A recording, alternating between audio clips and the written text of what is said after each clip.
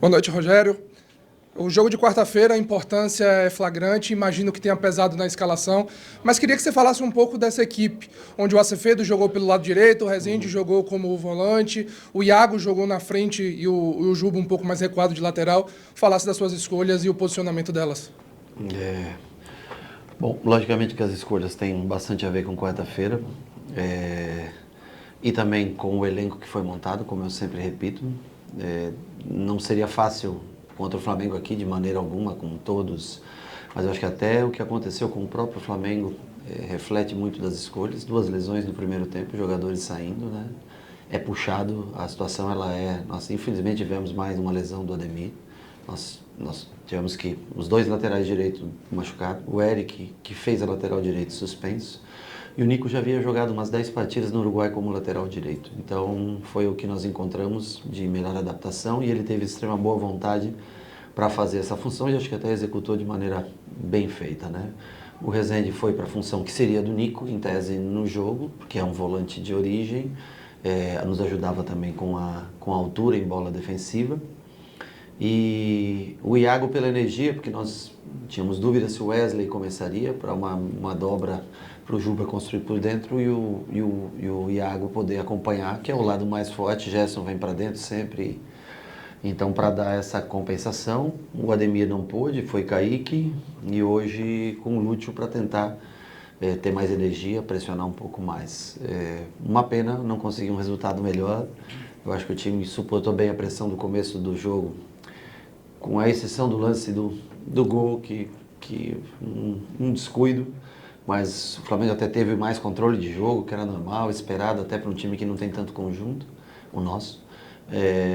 Fomos apertados na saída de jogo, tentamos fazer bolas longas para sair um pouco dessa pressão. Eu acho que fomos se assentando no jogo com o passar do tempo.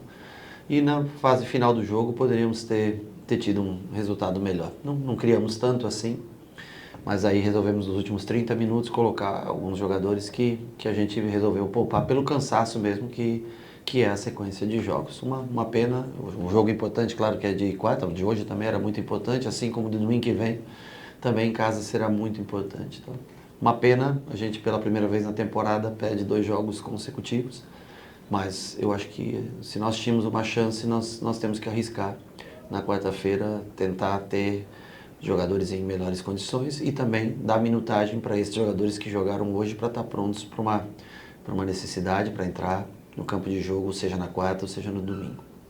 Boa noite, professor. Ninguém desaprende a jogar futebol, né? O senhor falou no jogo anterior que não ia falar de jogador específico pós-derrota. Só que, assim, a pergunta que eu faço pro Rogério é: o que é que aconteceu com o Lúcio Rodrigues, que há pouco tempo até era bastante elogiado, vinha jogando bem, e de repente o Lúcio tem uma queda, erra lances bobos, perde algumas jogadas em que a gente imaginava que ele poderia tomar uma decisão melhor, de dar passe e tal. O que é que tem acontecido com o Lúcio? Como é que está a cabeça do Luciano? Eu acho que ele é um jovem, tem 21 anos de idade, vinha realmente ano passado muito bem, começou o ano com muitos gols. Eu acho que é natural essa oscilação, é um menino que trabalha muito todos os dias, entrega muito da parte física, né? Se desdobra realmente, ajuda. Eu acho que a ausência do gol é que chama um pouco mais a atenção, isso, né? Então vamos ter calma, porque é um garoto assim como é o Thiago, 1 ano mais velho que o Thiago, 3 anos mais velho que o Fred, por exemplo, que tem 2 jogos no profissional. Então, acho que tenhamos um pouco de paciência, é um cara que a gente acredita, confia muito, e eu acho que a hora que ele fizer um próximo gol, acho que as coisas devem voltar ao normal. Uma pena não ter saído o gol dele contra o Nacional no último jogo, né? Mas ele não deixa de lutar, não deixa de brigar nunca, vai evoluir com o passar do tempo. Boa noite, Rogério. Raia Leão, Antônio a jogada. Primeiro, perguntar para você como é retornar ao Maracanã. Você teve uma passagem vitoriosa pelo Flamengo, com 3 títulos. E também te perguntar sobre o seu retrospecto contra o próprio Flamengo, né? Porque hoje foi a 16ª derrota em 16 jogos. Saber o que explica esse tabu e se de alguma maneira essa estatística te incomoda. Muito, me incomoda bastante, sim. É extremamente desagradável. Assim como você tem estatísticas positivas contra outros clubes, infelizmente aqui, repito mais uma vez, mostra a força que o Flamengo tem em todos os sentidos. E claro, logicamente que incomoda qualquer profissional. Você vir, não vai ser. É ruim. Vamos trabalhar para que no jogo de volta, né, no Campeonato Brasileiro, a gente possa pôr fim a essa estatística. Boa noite, Rogério. Matheus Aguiar, do BTB Esportes. Nos minutos finais da partida, o Bahia ficou com um jogador a mais durante 18 minutos. E mesmo nesse período não conseguiu criar nenhuma grande oportunidade de gol. Ao que você acha que faltou ao time para conseguir aproveitar essa vantagem numérica e criar mais oportunidades e poder empatar o jogo? Primeiro aos 10 do árbitro que ele segurou, que foi 13 de acréscimo, porque segurou muitos minutos no chão. Segundo, a falta de coragem do árbitro de dar mais minutos depois que ele já tinha levantado a placa. Então, assim, desses 18 que você falou, né, que foi 40, 85, né, mais ou menos uns 60% dele foi de jogo parado. O do Rossi, que ele é experiente e gasta muito tempo no tiro de meta, você pode escolher de várias formas. E também, porque no momento que é expulso nós não tínhamos mais trocas, né? Então nós já estávamos com o Nico, que já cansado, é um volante, nós estávamos com o Rezende, um volante defensivo, mais 2 zagueiros. Então, assim, dentro do que nós nos propusemos, até tivemos uma escapada com o Pulga, finalização que o Rossi defende, o Williams, uma bola escapada que traz, bate para fora, mas realmente nós não tivemos depois de cansado, de seja correr 85 minutos atrás do Flamengo, você já está um pouco a perna um pouco mais pesado, um pouco mais cansado, e ainda tem o lance do VAR, que tenta encontrar um pênalti onde não existe pênalti, para dar aquela esfriada no jogo que é tradicional quando necessário aqui no Maracanã. Né? Dá aquela tranquilizada no jogo, aí depois o jogador cai, o juiz não dá mais nenhum minuto de acréscimo, tudo dentro dos padrões como é. Então, dos 18 que você se refere, talvez 13 tenha sido gasto pela arbitragem. Boa noite, Rogério. Alana Fonseca, da Mosaico. Em alguns momentos, falando do comportamento tático do Bahia, Iago, Jean e Juba, eles caíram mais para o lado esquerdo. Eu não entendi o começo da tua pergunta, peço desculpas. Não, tudo bem. A minha pergunta é mais sobre o comportamento tático do Bahia. Tático, Que em alguns momentos, Jean, Juba e o próprio Iago, eles caíram mais para o lado esquerdo. Foi a ideia desde o começo ou você acha que acabou congestionando no meio do jogo? Na verdade, Juba joga de lateral esquerdo, o Jean joga de volante pela esquerda e o Iago jogou como um atacante pela esquerda. Então faz sentido os três estarem próximos pelo lado esquerdo. Estranho seria se eles estivessem do outro lado. Mas eu acho que hoje era um lado até mais forte nosso, né, de projeção, de chegar à frente, porque o Juba tem boa ultrapassagem, fez uma jogada boa no primeiro tempo, né, que acho que é o Jean que põe uma combinação de passes, ele põe o Juba para trás. Então, assim, dentro da nossa expectativa era ter mais triangulações, mais um quarto jogador chegando para poder atingir o lado do Flamengo. O Flamengo é uma equipe que marca muito forte, muito alto, firme, bem compacto, né? E jogamos com um time que não é tão costumeiro para nós hoje. Mas sobre os três estarem do lado esquerdo, está de maneira correta, porque é assim que a gente escalou, para ter os três predominantemente do meio para a esquerda. ¿Qué tal, Rodrigo? Buenas noches. José Fernández para el diario AS. Quería preguntarle por un tema que usted ya ha tocado anteriormente en otras conferencias de prensa, que es el calendario brasilero. Llega el mes de abril, de mayo, donde se juegan cosas importantes los equipos brasileros y todos los de Sudamérica en las competencias de la Conmebol, en la Libertadores y la Sudamericana. Y el calendario del fútbol brasilero por ahí hace que los equipos no lleguen tan frescos y usted tenga que, por ejemplo, cuidar futbolistas hoy día pensando en la definición de la semana próxima. ¿Qué solución le encuentra a este problema del calendario? Posso te responder em português? Sim. Ok. Eu acho que nós estamos jogando desde o dia 23 de janeiro sem nenhuma folga de meio e fim de semana. Então, assim, eu acho que as equipes acho que o Flamengo não é muito diferente, talvez no começo do ano tenha um pouco diferente. Nós tivemos a pré-Libertadores ainda para incluir, nós temos a Copa do Nordeste, que é uma outra competição que a gente participa. Se você se classifica para as grandes competições, infelizmente, você tem que cumprir calendário de televisão. O que paga o futebol é a TV, né? Então, não importa muito para aqueles que transmitem futebol de uma maneira ou outra, se o jogo seja um jogo de melhor qualidade, se o gramado tenha muita qualidade. O que importa é ter na tela das plataformas, streaming e tudo, né, que tenham jogos para se mostrar. Então, assim, o que a gente tem que fazer é tentar qualificar elenco, crescer em matéria de elenco, o que já gera um custo maior também de administrativo para o clube, né? Porque quanto mais jogadores você tem, mais alto fica o teu custo do futebol. E para atender as necessidades que tem todas essas confederações, a própria Conmebol, a CBF, que são, na verdade, as competições que pagam os salários nossos, dos jogadores, que sustentam os clubes.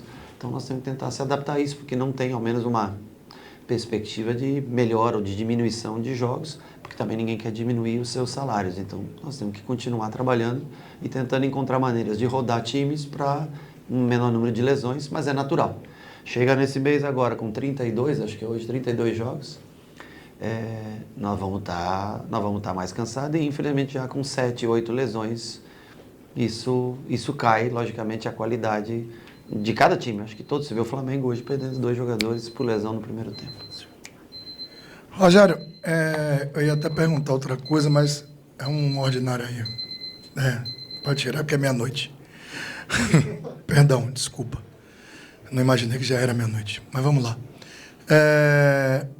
Ele falou de calendário, você acabou respondendo. Eu vou até tentar perguntar o que eu queria, mas com base até no que ele disse.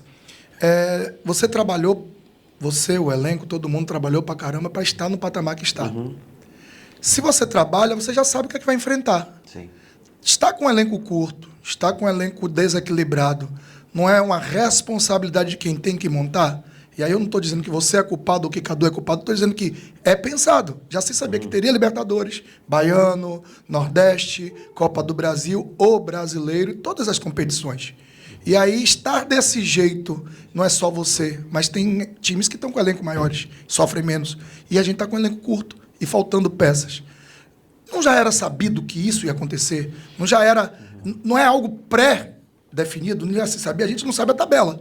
Claro, que até porque é um mangue. A CBF é um mangue, tudo aqui é um mangue. Mas não já se sabia esse volume todo de competições e ainda assim a gente tem um elenco com lacunas em posições essenciais? Que carro você anda todo dia? Que carro você tem? Não tenho. Não? Você gostaria de ter? Sim. Pois é. A vida é desse jeito, sabe? Arrecadação, gasto. Todo mundo queria ter sempre os melhores jogadores, ter mais opções de jogadores, mas é de acordo com aquilo, é lei da vida, né? Cada um gostaria de morar numa casa maior, numa casa melhor. Então, assim, eu não acho que o elenco é curto, tá? Não acho. Eu acho que as lesões realmente atrapalham. Aí você vai dizer, mas você tem que pensar que pode haver lesões. Você nunca pensa que você vai perder todos numa mesma posição, né? Ter os 2 principais laterais e tá naquele dia que os 2 estão lesionados, um terceiro jogador que faz a função também vai acontecer de estar lesionado. Então é claro que não há uma perfeição, eu acho que a cada ano a tendência é crescer. As pessoas querem crescer de uma hora para outra, né? E às vezes não é possível, financeiramente não é possível. Às vezes você ter um jogador de melhor qualidade, 2, 3 a mais, pode valer 30, 40 milhões de euros. E será que a gente arrecada hoje para ter um custo de 30, 40 milhões de euros a mais nesse momento? Claro que seria importante, mas aqui todo mundo tenta fazer as coisas de uma maneira equilibrada. Mas a impressão de Grupo City pede o dinheiro, pede o jogador. Eu vejo todo dia. Tem uns caras aí que fazem material aí na internet aí, que soltam cada dia, sem sacanagem, cada dia um jogador diferente está chegando no Bahia. Assim, até uma coisa sem nexo, porque já tem uns 300 jogadores por ano contratados pelo Bahia. Então, assim, nós estamos trabalhando, estamos tentando ter energia para cada jogo. Colocamos, logicamente, mais energia focado nesse jogo de quarta-feira, o que não é uma garantia que você vá lá e vença. Mas se nós temos essa oportunidade, lutamos tanto no ano passado e comemoramos tanto o fato de estar, claro, teria muito melhor ter vencido o Nacional em casa, que era uma coisa até mais razoável, mais lógica, né? Mas nós não tivemos a capacidade de controlar o jogo no momento que nós estávamos à frente. Agora nós vamos ter que investir nesse jogo de quarta-feira. Uma viagem 6h30, depois volta às 6h30, chega 10 da manhã, viaja a noite toda, para 2 dias depois ter jogo contra o Vitória, nosso rival lá. Então, assim, todo mundo gostaria de ter, eu gostaria de ter uma casa melhor, gostaria de ter mais tempo livre, gostaria de poder passear mais, mas tudo ao tempo da sua vida. Então, não é que o elenco seja curto, nós temos boas peças, né? Temos em número peças boas. Em uma posição ou outra pode estar faltando alguma coisa que, com relação ao tempo, deve ser corrigido. E que não dá para você fazer tudo aquilo que você vai fazer uma reforma. Você consegue reformar o quarto, a cozinha, mas não consegue reformar a casa toda, né? Pode continuar. Não, só me permita, porque você falando, aí acabei um gatilho de algo que você pediu. Sim. O Cauã Davi, ele ia ser liberado. O contrato estava encerrando. Quem pediu a manutenção dele foi você, gostou do que ele apresentou e pediu a extensão do contrato. Por que ele não joga mais, já que a gente tem ausência e as primeiras partidas, não estou mensurando o nível, mas as primeiras partidas que ele jogou, ele esteve bem? O Cauã, menino nota 10, trabalha todos os dias. Na minha opinião, o Eric, pela experiência que tem, pelo jogo aéreo que tem, me entrega mais do que ele. Acho que Gilberto e E Arias, por exemplo, que são dessa função, ele é um zagueiro improvisado de lateral, ele não é um lateral de origem, né? Ele não tem essa passada no fundo. Até teve no jogo do Baiano, teve uns 2 jogos que ele fez umas jogadas bonitas, né? Mas eu acho que nesse momento, esses 3 jogadores que eu citei, com a experiência que tem hoje o Nico para um jogo desse tamanho. Se às vezes eu boto um garoto contra o Flamengo aqui, todo mundo vai dizer, mas como é que põe um garoto contra o Flamengo? Eu acho que o Nico não serviu bem nessa situação. E o Cauã é um menino bom que trabalha todos os dias. Se a gente precisar gastar mais um tempo ou emprestar para que ganhe mais experiência, é uma avaliação que a gente faz, diariamente. Mas, assim, falar sobre a escolha de um em detrimento ao outro, eu acho que nós tivemos o Nico, que é um jogador experiente, um jogador que nos ajudou bastante, fez um bom jogo no dia de hoje. Seria uma adaptação, assim como o Cauã, talvez por ter jogado 3, 4 jogos a mais no ano, seria uma adaptação menor, né? Mas eu acho que a experiência do Nico valeu bastante no dia de hoje. Principalmente que nós imaginávamos que seria ou Michael, ou Cebolinha. São jogadores de 1 para 1, né? E uma coisa é 1 para 1 no Campeonato Baiano, outra coisa é 1 para 1 no Campeonato Brasileiro frente ao Flamengo, né?